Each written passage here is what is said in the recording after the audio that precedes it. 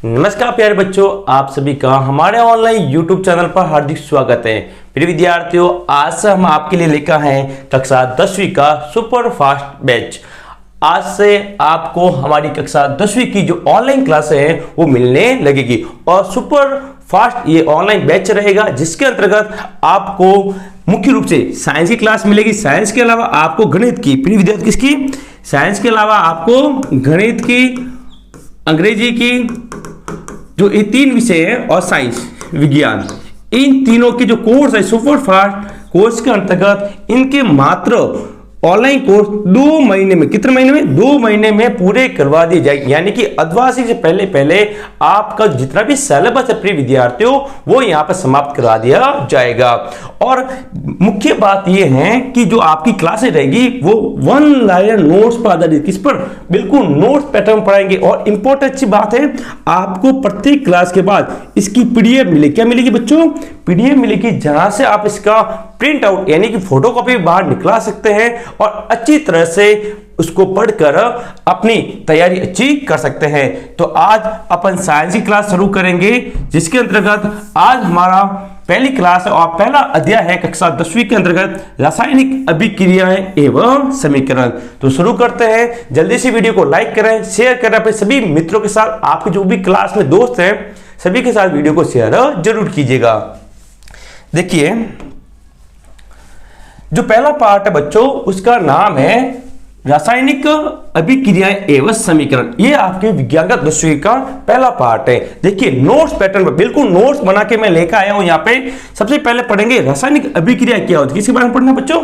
रासायनिक अभिक्रियाएं क्या होती है। तो देखिए, सबकी परिभाषा है, रासायनिक अभिक्रियाएं वे पदार्थ हैं जिनमें 2 या 2 से अधिक पदार्थ मिलकर नए गुणधर्म वाले एक नए पदार्थ का निर्माण करते हैं। यानी कोई भी रासायनिक अभिक्रिया होगी उसमें 2 चीजें, कितने पदार्थ मिलेंगे, कम से कम 2 पदार्थ आपस में मिलेंगे और एक नए पदार्थ का निर्माण होगा।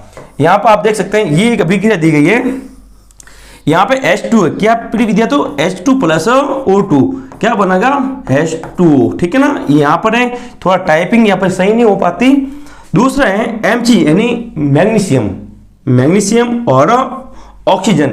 जब मैग्नीशियम को ऑक्सीजन की उपस्थिति में जलाया जाता है तो मैग्नीशियम ऑक्साइड बनेगा, MgO बनता है। तो फिर विद्यार्थियों यहाँ पे एक पदार्थ ये है और दूसरा पदार्थ ये दोनों पदार्थ मिलकर एक नए पदार्थ का निर्माण करते हैं। इसको बोला जाता है रासायनिक अभिक्रियाएं। आप यहाँ पे स्क्रीनशॉट भी यहाँ पर ले सकते हैं, वरना हमने एक ग्रुप बना रखा है जिसमें पहले से ही आपके 10वीं के 2 से 3 हजार विद्यार्थी जुड़े हुए हैं। उसका लिंक नीचे दिया हुआ है, तो आप भी उसमें जुड़ जाएं ताकि आपको क्लास के बाद इसकी क्या मिल सके, पीडीएफ मिल सके। बच्चों क्या मिलेगी आपको, पीडीएफ। नेक्स्ट आगे देखिए, रासायनिक अभिक्रियाओं को भौतिक विधियों से पलट नहीं सकते, यानी भौतिक विधियों के द्वारा उनको चेंज नहीं कर सकते। किस प्रकार से, देखिए रासायनिक अभिक्रियाओं को भौतिक विधियों से पलट नहीं किया सकते। अब भौतिक विधियां कौन कौन सी हैं, जैसे कि वाष्पीकरण है, ऊर्ध्वपातन है और अपकेंद्रीकरण है। इनके द्वारा जो भी रासायनिक अभिक्रिया हो गई है बच्चों, उनको हम वापस चेंज नहीं कर सकते, क्योंकि रासायनिक अभिक्रिया में हमेशा एक नया पदार्थ बने। क्या बनता है, हमेशा एक नए पदार्थ का निर्माण होगा, नए पदार्थ का। जिस प्रकार से आपने कक्षा 9 में पढ़ा था रासायनिक परिवर्तन, वो भी इसका ही भाग है।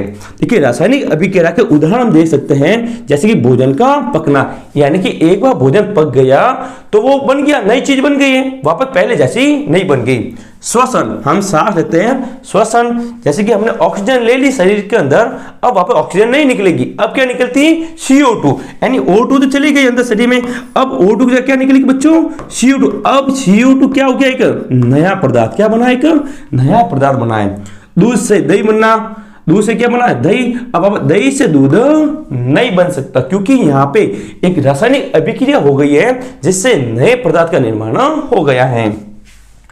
अगला पॉइंट है मैग्नीशियम प्रबीन को वायु में जलाने पर मैग्नीशियम ऑक्साइड का बनना। अभी हमने वो देखा था Mg प्लस O2, यानी मैग्नीशियम है, ये ऑक्सीजन है, जब इसको जलाएंगे क्या बनेगा, MgO यानी मैग्नीशियम ऑक्साइड। प्रिय विद्यार्थियों, सभी आपके जितने भी क्वेश्चन है इंपॉर्टेंट, वो सभी क्वेश्चन भी हम साथ में करवाएंगे, तो हमसे जुड़े रहेगा।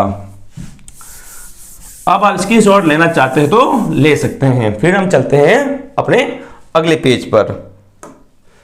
देखिए, अब कोई भी रासायनिक अभिक्रिया होती है प्रिय विद्यार्थियों, वहां पर दो चीज महत्वपूर्ण है। एक तो होता है अभिकारक, क्या होगा, अभिकारक, और दूसरा होता है उत्पाद यानी कि प्रोडक्ट। कोई भी रासायनिक अभिक्रिया दो भाग होंगे। तो पहले हम पढ़ेंगे अभिकारक किसे कहते हैं। तो देखिए, अभिकारक ऐसे पदार्थ को कहते हैं जो रासायनिक अभिक्रिया में क्या लेगा, भाग लेता है। यानी पहले जो चीज होगी रासायनिक अभिक्रिया वो क्या होगा, अभिकारक। जैसे कि मैं यहाँ पे लिखिए ऊपर C+O2 यानी कार्बन और ऑक्सीजन। जब इसकी अभिक्रिया करो हम दोनों ने क्या बना, CO2 बना। क्या बना बच्चों, CO2। तो ये वाला जो भाग है, ये वाला, इसको बोलते हैं अभिकारक। क्या बोलेंगे, अभिकारक। अभिकारक को क्रियाकारक भी बोलते हैं, क्रियाकारक। याद रखिएगा, कभी कभी लिखा हुआ आता है अभिकारक क्या बोलते हैं, क्रियाकारक। जब अभिकारक मिलेंगे तभी किसका निर्माण होगा, ये जो होगा ये होगा उत्पाद। क्या होता है बच्चों, उत्पाद यानी प्रोडक्ट। जब अभिकारक मिलेंगे तभी उत्पाद का निर्माण होता है। देखिए यहाँ पर उत्पाद ऐसे पदार्थ को कहते हैं जिसका निर्माण अभिकारकों से मिलकर होता है। किसको मिलकर बोलेगा, अभिकारकों से मिलकर होता है। उदाहरण के लिए Mg+O2। देखो MgO2 ये क्या है बच्चों, ये है अभिकारक। अभिकारक इसको मिले, ये जो बनेगा MgO यानी मैग्नीशियम ऑक्साइड बच्चों, ये बनेगा उत्पाद। क्या हुआ, ये है हमारा उत्पाद। ठीक है, बिल्कुल नोट्स पर देखो, बिल्कुल नोट्स बना के मैं आपके लिए लेकर आया हूं ताकि आपको पढ़ने में और सवाल को याद करने में क्या हो बच्चों, आसानी हो सके। आगे चलते हैं। अब रासायनिक समीकरण किसे कहते हैं। यहां से आपको रासायनिक समीकरण हमेशा 1 नंबर का सवाल देखने को मिलता है, उसकी हम बात करेंगे। तो पहले देखते हैं रासायनिक समीकरण की परिभाषा। देखिए, रासायनिक अभिक्रियाओं को रासायनिक समीकरण द्वारा निरूपित किया जाता है। रासायनिक समीकरण के अभिकारक और उत्पादों में पदार्थ के प्रतीकों का इस्तेमाल किया जाता है।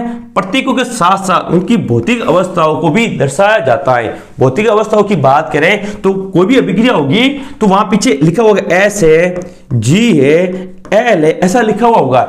S का मतलब होता है सॉलिड यानी कि ठोस अवस्था। कौन सी अवस्था बच्चों, ठोस। G का मतलब होता है गैस यानी गैसीय अवस्था, और L का मतलब लिक्विड यानी कि द्रव अवस्था। क्या होगी, द्रव अवस्था होती है। एग्जाम्पल यहां पर दिया हुआ है, मैग्नीशियम रिबिन का वायु यानी ऑक्सीजन में धन कर मैग्नीशियम ऑक्साइड का बनना। ये अभी हमने बहुत बार की है।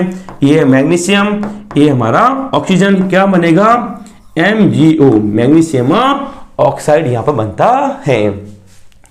तो अब देखते हैं आगे किस किस प्रकार से अब रासायनिक समीकरण को संतुलित कर। सबसे इंपॉर्टेंट है ये, तो वेरी वेरी इंपॉर्टेंट है बच्चों, वेरी वेरी इंपॉर्टेंट कर लो। और इस साल भी यहां सवाल पूछा गया था, ये आपकी किताब का ही पेज है, दिया हुआ है, निम्नलिखित रासायनिक समीकरण को संतुलित कीजिए। देखो, संतुलित करने का मतलब मैं आपको समझाता हूं। देखो, कोई भी अभिक्रिया होती है उसमें एक तो होता है अभिकारक। क्या होगा बच्चों, अभिकारक। और अभिकारक क्रिया करके क्या बनाएंगे, उत्पाद यानी प्रोडक्ट बनाते हैं। ये लिख दिया मैंने, उत्पाद। ठीक है ना। तो यहां पे संतुलन का मतलब दोनों चीज क्या होनी चाहिए, बराबर होनी चाहिए। यानी कि यहां पे जो परमाणु की संख्या है, यहां पे परमाणु संख्या और यहां पर भी परमाणु संख्या, ये दोनों क्या होनी चाहिए, बराबर होनी चाहिए। क्या होनी चाहिए, बराबर। जब दोनों बराबर है इसका मतलब क्या है, बैलेंस यानी संतुलित है। तो यहां पे एक अभिक्रिया दी गई है जो कि इंपॉर्टेंट है अपनी, ये वाली Fe+H2O क्या बनेगा, Fe3O4+H2। अब देखो यहां पे Fe एक है, यहां पे कितनी है, 3 है। अब इसको क्या करना है, संतुलित। तो संतुलित करने के चरण आपको दिए गए हैं। तो सबसे पहले संतुलित करने के लिए आपको जो भी अभिक्रिया दी गई होगी उसकी चारों क्या बनाना, ऐसे ब्रैकेट बनाना। क्या बनाना बच्चों, ब्रैकेट बनाना है। ब्रैकेट बनाने के बाद एक एक को हम इसको हल करेंगे। देखो मैं यहां पर करता हूं, देखो ये दी गई है Fe प्लस, लिख देते अपन H2O क्या बनी है, Fe3O4+H2, ये दी गई है। देख लेते अपन ये, हाँ ये दी गई है। ठीक है ना। अब इसको हल करना है, तो चरण फर्स्ट, पहले तो क्या करना है, चारों तरफ क्या बनाएंगे, कोष्टक।